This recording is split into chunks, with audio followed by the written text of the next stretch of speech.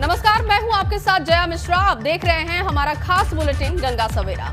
नमस्कार, very good morning. मैं हूं आपके साथ दीपा वाफिला। आप सभी का स्वागत है गंगा सवेरा में। यूपी उत्तराखंड समेत हर अहम खबर के साथ हाजिर है हम। और बात चाहे राजनीति की हो या फिर राजनेताओं की, हर चुनावी खबर आपको इस बुलेटिन में दिखाएंगे। हर खबर अलग और नए अंदाज में आपके सामने रखेंगे। तो चलिए शुरू करते हैं हमारा खास बुलेटिन गंगा सवेरा। और सबसे पहले बात बढ़ते एक बार फिर से टेंशन की। दरअसल दुनिया में कोरोना के नए वेरिएंट ओमिक्रॉन के सामने आने के बाद एक बार फिर से दुनिया भर के देशों की सरकारों की मुश्किलें बढ़ती हुई दिखाई दे रही हैं। इस मुश्किल ने अब भारत में भी दस्तक दे दी है। हालातों को समझते हुए केंद्र सरकार ने कोरोना के इस नए वेरिएंट को देश में घुसने से रोकने के लिए नए स्टैंडर्ड्स ऑपरेटिंग प्रोसीजर यानी कि एसओपी जारी किए हैं, जिसमें विदेश से आने वाले यात्रियों के लिए 1 दिसंबर से नई गाइडलाइन होगी। 12 देशों की लिस्ट जारी की गई है, जहां से वापस लौटने वाले यात्रियों पर खास नजर होगी। स्वास्थ्य मंत्रालय की तरफ से जारी एसओपी के मुताबिक अब प्लेन के जरिए विदेश से भारत आने वाले सभी यात्रियों को एयर सुविधा पोर्टल पर अपने आरटीपीसीआर टेस्ट की नेगेटिव रिपोर्ट अपलोड करनी ही होगी। यात्रा से 14 दिनों पहले तक वो कहां गए, इस बात की भी पूरी जानकारी यात्री को अपने आवेदन में लिखना होगा। स्वास्थ्य मंत्रालय ने कोरोना को लेकर जोखिम वाले देशों की लिस्ट भी दोबारा से जारी की है, जहां से आने वाले यात्रियों के कोरोना प्रोटोकॉल पर ज्यादा ध्यान दिया जाएगा। बिल्कुल दीपा, और स्वास्थ्य मंत्रालय ने लिस्ट में शामिल देशों से भारत आने वाले यात्रियों के पास नेगेटिव आरटीपीसीआर रिपोर्ट होने के बावजूद उनका दोबारा से एयरपोर्ट पर कोरोना टेस्ट लिया जाएगा। जब तक उस टेस्ट की रिपोर्ट नहीं आ जाएगी तब तक उन यात्रियों को एयरपोर्ट पर ही रुकना होगा। अगर उनकी रिपोर्ट पॉजिटिव निकलती है तो उन्हें आइसोलेशन सेंटर भेजा जाएगा। वहीं नेगेटिव रिपोर्ट मिलने पर भी उन्हें कोरोना प्रोटोकॉल के साथ 7 दिनों तक घर में क्वारंटीन रहना होगा। क्वारंटीन पीरियड पूरा होने के अगले दिन उन यात्रियों का फिर से कोरोना टेस्ट होगा और फिर से उन पर निगरानी रखी जाएगी। बिल्कुल, तो केंद्र सरकार की 12 देशों की लिस्ट तैयार में यूके समेत यूरोप के सभी देश, दक्षिण अफ्रीका, ब्राजील, बांग्लादेश, बोत्सवाना, चीन, Mauritius, New Zealand, Zimbabwe, Singapore, Hong Kong और इजराइल शामिल हैं। इन देशों के अलावा अन्य देशों से आने वाले यात्रियों को एयरपोर्ट से बाहर आने की इजाजत है, लेकिन उन्हें भी एहतियात बरतने ही होंगे। जया।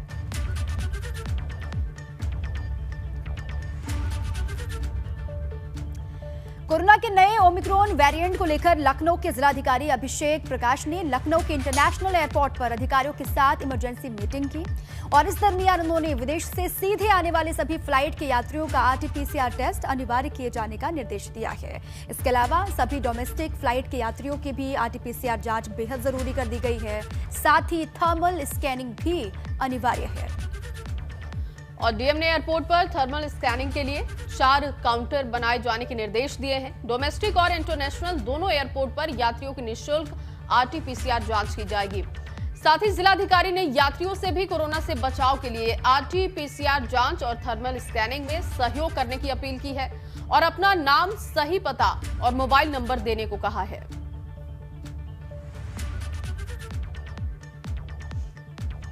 हर एक आवक रहेंगे इंटरनेशनल फ्लाइट से इनकी आरटीपीसीआर टेस्ट अनिवार्य रूप से करेंगे। ये निःशुल्क रहेगा। हम रैंडम प्रतिदिन 10% लोगों की आरटीपीसीआर टेस्टिंग कराई जाएगी और सभी की अनिवार्य रूप से थर्मल स्क्रीनिंग कराई जाएगी। और किसी का भी अगर थर्मल स्क्रीनिंग में टेम्परेचर मानक से ज़्यादा पाया जाता है तो उसकी भी अनिवार्य रूप से उनकी भी निःशुल्क आरटीपीसीआर टेस्टिंग कराई जाएगी। इसके लिए अलग से टीमें डिप्लॉय करी जा रही हैं और यह व्यवस्था जनपद लखनऊ में दोनों एयरपोर्ट टर्मिनल्स में हमारे इंटरनेशनल और डोमेस्टिक पे कल प्रातः 4 बजे से लागू होगी।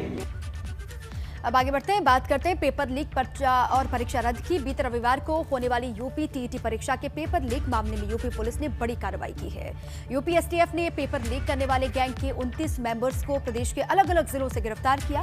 आपको बता दें कि सीएम योगी ने सभी आरोपियों पर रासुका की कार्रवाई करने के निर्देश दे दिए हैं।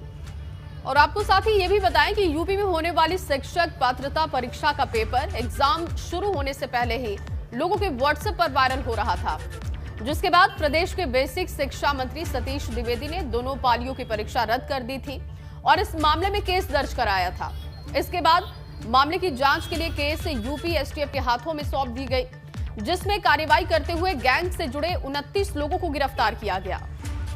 पकड़े गए आरोपियों में मेरठ, गोरखपुर, प्रयागराज, कौशाम्बी, अयोध्या और अंबेडकर नगर के रहने वाले हैं, जबकि कुछ आरोपी बिहार के भी बताए जा रहे हैं। गैंग का मुख्य जो सरगना है प्रतापगढ़ का रहने वाला है, ये कहा जा रहा है। नाम राजेंद्र पटेल बताया जा रहा है, जिसको भी गिरफ्तार किया जा चुका है। इसने अपने गैंग के लड़कों को 4 से 5 लाख रुपए में पेपर बेचा था, जिसके बाद इसके गुर्गे ने पेपर के एक छात्र से 50 से 60 हजार रुपए तक वसूले थे।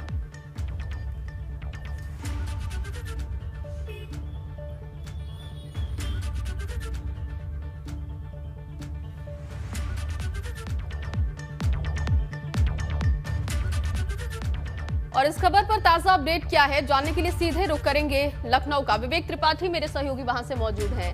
विवेक, पेपर लीक हो जाना, व्हाट्सएप पर वायरल हो जाना और इसके बाद कुछ लोगों की गिरफ्तारी भी की गई है। ताजा अपडेट खबर पर क्या है? कितने लोगों की गिरफ्तारी हुई? कहां से ये लोग पूरे इस गैंग को संचालित करते थे? बिल्कुल जी, देखिए कल रात जब ये पता चला है पुलिस को कि माफ कीजिएगा, परसों रात के पता चला था पुलिस को कि शिक्षक पात्रता भर्ती का पर्चा लीक हो गया है और कुछ लोग स्टूडेंट उसको खरीद रहे हैं। सबसे पहले सूचना मिली थी मेरठ के शामली से, जहां पर एक जो कैंडिडेट है, जो अभ्यर्थी है, उसने खुद पुलिस को फोन किया था और कहा था कि उसके पास कोई पर्चा बेचने के लिए, पेपर बेचने के लिए संपर्क कर रहा है। जब पुलिस ने इसकी जांच शुरू की तब ये धीरे धीरे नेटवर्क खुलता रहा और कल सुबह तक इसमें गिरफ्तारियां होने लगी। चूंकि 10 बजे से पेपर शुरू होना था, 6 बजे से ही पुलिस ने गिरफ्तारियां शुरू कर दी थी। मेरठ के शामली से इसके तार फिर मथुरा से जुड़े, मथुरा से प्रयागराज जुड़े, प्रयागराज से लखनऊ तक इसकी आंच पहुंची। तो चारों जनपदों से बहुत सारे लोग गिरफ्तार किए गए। लगातार गिरफ्तारियों का सिलसिला जारी रहा। जब ये बड़ा रैकेट सामने आने लगा तब शिक्षा विभाग ने इस पर्चे को, इस जो परीक्षा थी उसको निरस्त किया और आगे 1 महीने में करने की बात कही। लेकिन इस दौरान तब भी गिरफ्तारियां होती रही और कल रात तक गिरफ्तारियां जारी रही। अब तक 29 लोग गिरफ्तार हो चुके हैं और जो एसटीएफ के अधिकारी हैं, जो एडीजी हैं अमिताभ यश, उनसे मेरी बात हुई। उन्होंने कहा कि ये कोई एक बड़ा गैंग नहीं है, बल्कि छोटे छोटे कई गैंग इसमें शामिल हैं। जो प्रयागराज में शिक्षक पकड़ा गया है सत्य प्रकाश, वो उसके पास से उसके व्हाट्सएप पर एक पेपर मिला है जिसको शिक्षा विभाग ने पुष्टि की है, उस की आंसर की उसमें मिली है। तो यानी वो हल किया हुआ पेपर है, वो कई लोगों को दे रहा था। और एक मास्टर जी नाम का एक उसके व्हाट्सएप से नाम मिला है, वो मास्टर जी कौन है, उसी की तरफ से वो पेपर भेजा गया था। इस बारे में पुलिस पता लगाने में जुटी है। लखनऊ में जो कौशलेंद्र राय पकड़ा गया है, उसके तार यहाँ सचिवालय से जुड़े हुए बताए जा रहे हैं। ये बताया जा रहा है कि सचिवालय के तमाम संविदा कर्मियों से वो परिचय में था, उनके संपर्क में था, सचिवालय आता जाता था। अब एसटीएफ की टीम सचिवालय के उन संविदा कर्मियों की तलाश कर रही है जिससे कौशलेंद्र राय के संबंध थे। इसके अलावा ऋषि शर्मा का एक नाम सामने आ रहा है, बहुत सारे और नाम सामने आ रहे हैं। यानी अभी ये सिलसिला रुका नहीं है, गिरफ्तारियां अभी जारी रहेंगी और जो नेटवर्क है पूरा, इसके पीछे अगर कोई बड़ा मास्टरमाइंड है तो भी सामने आएगा। अक्सर ऐसा होता है कि बड़े लोग छोटे छोटे गैंग बना के काम करते हैं। पिछले 4 साल में जिस तरह से 4-5 बार पेपर लीक हुआ है, चाहे वो दरोगा भर्ती का हो, चाहे सिपाही भर्ती का हो, नलकूप ऑपरेटर की भर्ती का हो, या फिर जो पावर कारपोरेशन के जेई और एई का पर्चा हुआ था, परीक्षा हुई थी, वो भी उसमें ही पेपर लीक हुआ था। ये कोई बड़ा नेटवर्क ऐसा लगता है जिसके तार बिहार से जुड़े हैं, क्योंकि बड़े माफिया, नकल माफिया बिहार के ही हैं और वो पूरे नेटवर्क को संचालित करते हैं। यूपी में तमाम जगह पर जहां भी परीक्षा होती है, शिक्षक रासुका लगाने की तैयारी भी हो रही है। ये कहा जा रहा है कि किसी को बख्शा नहीं जाएगा, वो बड़े से बड़ा अधिकारी क्यों ना इसमें शामिल हो, सभी पर कार्रवाई होगी। बहुत शुक्रिया आपका पूरी जानकारी के लिए। और चलिए आगे बढ़ेंगे। आज से संसद का शीतकालीन सत्र भी शुरू हो रहा है और सत्र के पहले दिन ही सरकार तीनों कृषि कानूनों को रद्द करने के लिए विधेयक को सदन में पेश कर सकती है। अगर आज बिल सदन में लाया जाता है तो इसे कृषि मंत्री नरेंद्र सिंह तोमर लोकसभा में पेश करेंगे। सत्र के पहले दिन लोकसभा के द्वारा पारित किए जाने के बाद 3 कृषि कानूनों को निरस्त करने वाले विधेयक को सोमवार को ही राज्यसभा में पेश किए जाने की उम्मीद है।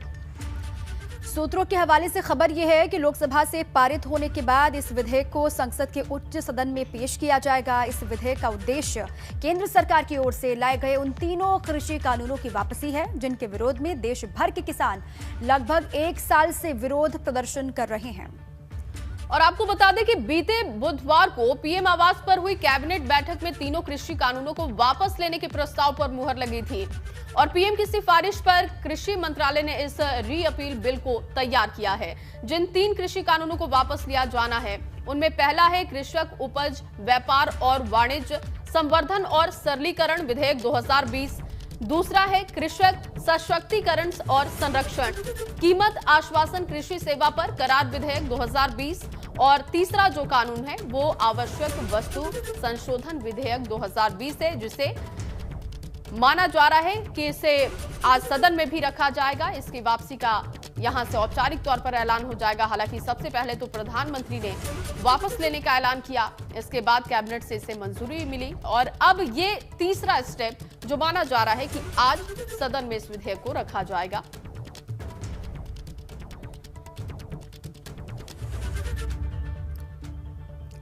संसद के शीतकालीन सत्र के पहले प्रधानमंत्री आज संसद में मीडिया से रूबरू भी होंगे। पीएम मोदी सुबह 9 बजे का वक्त है, मीडिया से बातचीत करने वाले हैं। उम्मीद है कि इस दरमियान पीएम विपक्षी दलों से सदन को सुचारू रूप से संचालित करने देने के लिए संदेश देंगे।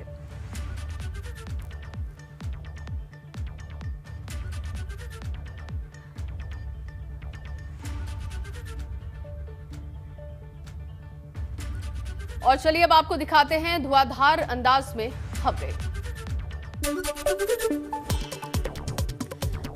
यूपी टेट पेपर लीक होने पर अखिलेश ने भाजपा सरकार पर कसा तंज, कहा भाजपा सरकार में पेपर होते रहते हैं लीक, अब बेरोजगार युवा भाजपा के खिलाफ वोट करके करेंगे सफाया। एमआईएम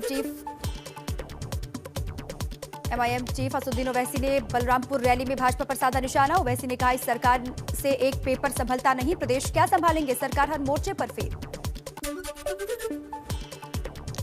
जेल में बंद आजम खान से मिलने पहुंचे प्रसपा अध्यक्ष शिवपाल यादव, आजम खान को बताया निर्दोष, बोले आजम खान भी चाहते हैं समाजवादी परिवार एक हो जाए। चंद्रशेखर आजाद ने 2022 चुनाव को लेकर दिए गठबंधन के संकेत, कहा भाजपा को हराने के लिए हिस्सेदारी और पावर शेयरिंग चाहता हूं, बोले किसी हाल में भाजपा को हराना है। भाजपा किसान मोर्चा ने किसानों को साधने की कोशिशें तेज की, बस्ती में निकाली विशाल ट्रैक्टर रैली, किसानों के हित में लिए गए फैसलों से कराया अवगत। और अब बात अखिलेश यादव के 12वें खिलाड़ी की करेंगे, क्योंकि अब तक अखिलेश यादव कोई 11 दलों से हाथ मिला चुके हैं, कुल 11 दलों से हाथ वो मिला चुके हैं, लेकिन आखिर वक्त पर कोई खिलाड़ी धोखा न दे, इसके लिए अखिलेश की तलाश लगातार जारी है। और इस जारी तलाश के बीच आज अखिलेश की एक मुलाकात चंद्रशेखर आजाद के साथ है।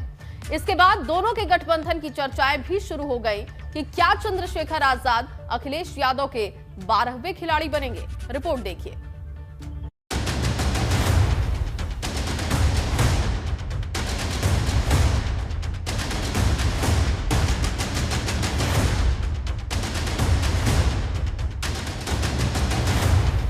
मुलाकातों का दौर जारी, कौन किसका साथी।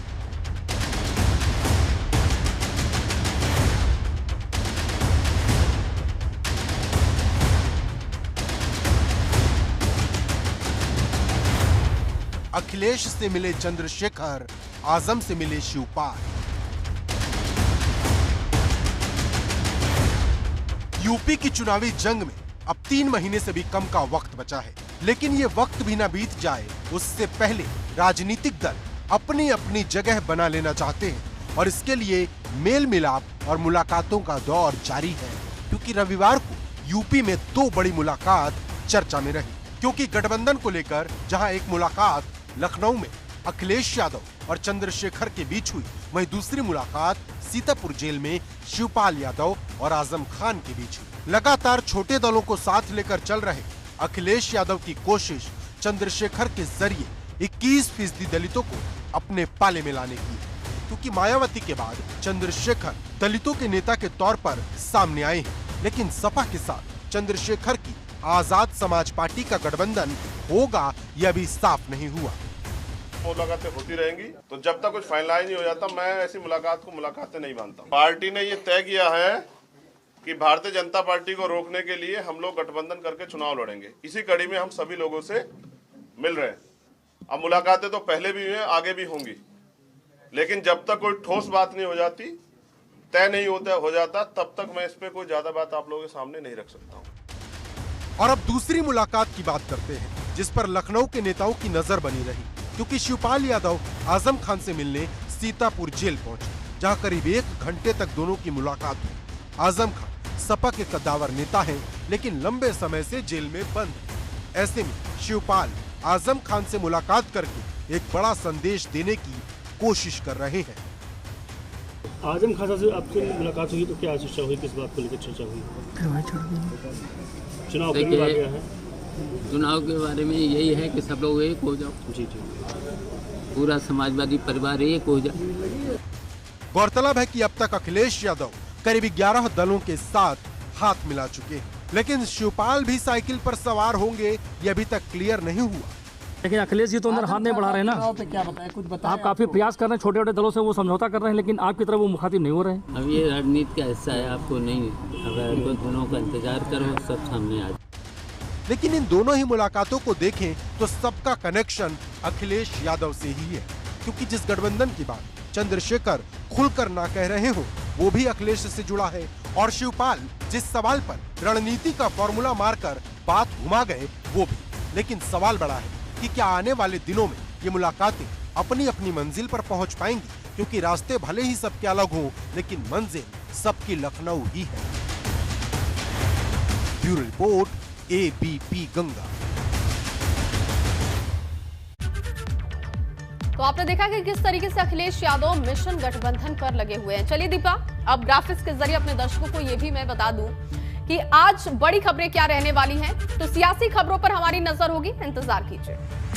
बिल्कुल जया, सियासी खबरों पर तो लगातार हम नजर बनाकर रखते ही हैं, और हमारी कोशिश ये रहती है कि चुनावी और गैर चुनावी कोई भी खबर हमारे दर्शकों से अछूती ना रहे, उनसे छूटे ना। आज की कुछ बड़ी खबरें क्या रहने वाले हैं ये बताएंगे हमारी सहयोगी Jaya. Over to you Jaya. बिल्कुल दीपा, आज जो बड़ी खबरें रहेंगी उन खबरों पर हमारी दिन भर नजर रहेगी। जो पहली खबर है वो तो लखनऊ से है। कल से जो चर्चा में है, जल निगम भर्ती घोटाले में सीबीआई की स्पेशल कोर्ट में आज सीतापुर जेल का रुख किया जाएगा, और ये बड़ी खबर रहने वाली है आज। दरअसल सीतापुर जेल में वीसी के जरिए पेश होंगे आजम खान। यूपी के जेल निगम भर्ती घोटाले मामले में लखनऊ की सीबीआई कोर्ट में आज आजम खान वीडियो कॉन्फ्रेंसिंग के जरिए सीतापुर जेल से जुड़ेंगे। आजम खान पर आरोप है कि उन्होंने सपा सरकार में रहते हुए जल निगम में 122 सहायक अभियंता, 853 अपर अभियंता, 335 लिपिक और 32 आशु लिपिकों की भर्ती नियम विरुद्ध करके बहुत बड़ा घोटाला किया था। तो ये आज की बड़ी खबर रहेगी। इसके अलावा जो दूसरी बड़ी खबर है वो लखीमपुर खीरी कांड से जुड़ी हुई है दीपा। लखीमपुर खीरी कांड के तिकुनिया कांड मामले में मुख्य आरोपी आशीष मिश्रा की जमानत पर आज इलाहाबाद हाई कोर्ट की लखनऊ बेंच में सुनवाई होने वाली है, और आज लखीमपुर खीरी के तिकुनिया कांड मामले में जिला अदालत से जमानत अर्जी खारिज होने के बाद अब मुख्य आरोपी आशीष मिश्र मोनू ने हाई कोर्ट का दरवाजा भी खटखटाया है, जिस पर हाई कोर्ट ने लखनऊ बेंच ने आज सुनवाई करने का फैसला भी लिया है। आपको बता दें कि 3 अक्टूबर को तिकुनिया कस्बे में किसानों के विरोध प्रदर्शन के दौरान तेज रफ्तार थार गाड़ी से कुचलकर किसानों की मौत का आरोप लगा, और उसके बाद भड़की हिंसा में 8 लोगों की मौत हो गई थी। तो ये पूरा मामला है, और ये भी आज की बड़ी खबर रहेगी दीपा। बिल्कुल जया, क्योंकि ये दोनों ही खबरें बहुत इंपॉर्टेंट है। आप जिस खबर को बता रहे थे विस्तार से, वो खबर दिन भर हमारे टॉप लिस्ट में रहेगी। छात्रों और उनके रोजगार को लेकर काफ़ी अहम आज की खबरें आने वाली हैं। चुनाव में रोजगार का मुद्दा विपक्ष तो उठा ही रहा है, नौजवान भी लगातार इसे मुद्दा बना रहे। तमाम मसले हैं, तमाम खबरें उत्तर प्रदेश की, वो चुनाव का मसला हो या फिर चुनाव से गैर चुनाव वाली खबरें हो, वो भी हर खबर बहुत जरूरी है जया। आगे बढ़ते हैं। यूपी विधानसभा चुनाव को लेकर आखिर कैसी है सियासी बयार, लोग क्या सोच रहे हैं, लोग किन बातों पर चर्चा कर रहे हैं, उनके मुद्दे क्या हैं, इसी पर चर्चा करेंगे जया। और ये समझने के लिए, जानने के लिए बहुत जरूरी है कि आखिर क्या चल रहा है। अब हम आपको लेकर चलते हैं हमारे उन्नाव के संवाददाता आशीष गौर के पास, जो सीधे आम लोगों से करेंगे बात और पूछेंगे कि 2022 चुनाव से पहले उनके दिल और दिमाग में क्या चल रहा है।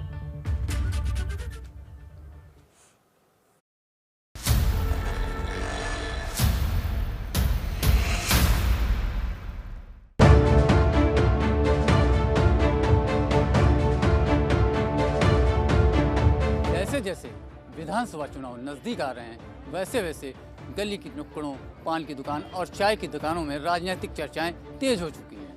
आज हम उत्तर प्रदेश के उन्नाव जनपद के कचहरी प्रांगण में स्थित एक चाय की दुकान पे आए हैं। यहाँ पे देखेंगे कि क्या चल रहा है उन्नाव की राजनीति में। क्या नाम है आपका? जी अजय वीर। अजय वीर, ये बताइए कि क्या चल रहा है उन्नाव की राजनीति में। देखिए, इस बार परिवर्तन की बहार चल रही है पूरी तरीके से, और जिस तरीके से सरकार अपने वादे नहीं पूरे कर पाई है पिछले 5 सालों में, और जो महंगाई बढ़ी है इसको ले करके पूरी तरीके से ये सरकार इस बार फेल हो चुकी है। इस बार परिवर्तन उत्तर प्रदेश में होगा। हमारे संग कुछ और लोग मौजूद हैं, उनसे बात करने की कोशिश करेंगे कि क्या उन्नाव की राजनीति में क्या चल रहा है। क्या नाम है? राजन सिंह। राजन सिंह, ये बताइए उन्नाव की राजनीति में क्या चल रहा है? भाजपा पुनः उन्नाव की राजनीति देखी जाए तो कई जो पिछले जो चुनाव हुए हैं यहाँ पे सपा का गढ़ माना जाता था। उसने काम भी किया है, घर घर कॉलोनी दी है। पहले कुछ पार्टियां थी खाली हरिजन को देते थे, मोहनन को देते थे। अब की सरकार ने सबका साथ सबका विकास किया है। वोट भले ना मोहनन देता हो, और आप जाके चाहे किसान ने हो, चाहे कॉलोनी हो, लेटिन हो, सब कुछ है। और लोग हमारे संग मौजूद हैं, उनसे बात करेंगे। क्या नाम है? रिंकू शर्मा लोग जानते हैं। रिंकू जी, क्या चल रहा है उन्नाव की राजनीति में? देखिए भैया, जो जनता की आवाज़ है, जनता महंगाई से त्रस्त है। गैस सिलेंडर महंगा है, पेट्रोल महंगा है, डीजल महंगा है। बाकी वोट इस पे देता नहीं कोई, वोट जाता हिंदू मुसलमान पे। तो जिसको जो अच्छा लगेगा वो करेगा। और भी हमारे संग कुछ लोग मौजूद हैं, उनसे बात करेंगे कि क्या चल रहा है उन्नाव की राजनीति में। क्या नाम है आपका? योगेंद्र। योगेंद्र जी, क्या लग रहा है कि इस बार क्या चलेगा? इस बार सरकार बीजेपी की बनेगी। बीजेपी की कुछ महत्वपूर्ण चीज़ें जो आपको लगता हो कि ये काफ़ी महत्वपूर्ण रहा हो?